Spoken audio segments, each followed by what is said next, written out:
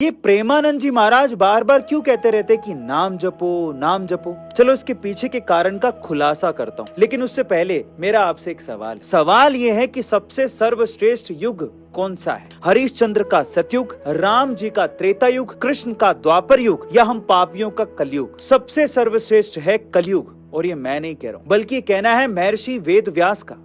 हुआ कुछ यूं कि एक बार ऋषियों की सभा में चर्चा हो रही थी कि कौन सा युग सर्वश्रेष्ठ है। कोई सतयुग बता रहा था, कोई त्रेता युग, कोई द्वापर युग, लेकिन कलयुग का नाम किसी ने नहीं लिया। अंत में यह तय हुआ कि समस्या के समाधान के लिए महर्षि वेदव्यास के पास चला जाए। जब सब ऋषि वहां पहुंचे तो उस समय महर्षि व्यास गंगा में स्नान कर रहे थे। उन्होंने जल में जैसे ही डुबकी मारी, ऊपर आने पर जपने लगे, कलयुग सर्वश्रेष्ठ है, कलयुग सर्वश्रेष्ठ है। सब ऋषि बोले कि कैसे, आप कलयुग को सर्वश्रेष्ठ कैसे मानते हैं? तो व्यास जी ने कहा कि सतयुग में 10 वर्ष के कठोर तप के बाद जो फल मिलता है, वही फल त्रेता में मात्र 1 वर्ष के कठोर तप के बाद, द्वापर में मात्र 1 महीने के कठोर तप के बाद, जबकि कलयुग में केवल भगवान के नाम जपने से ही प्राप्त हो जाता है। इसीलिए कलयुग ही सर्वश्रेष्ठ है।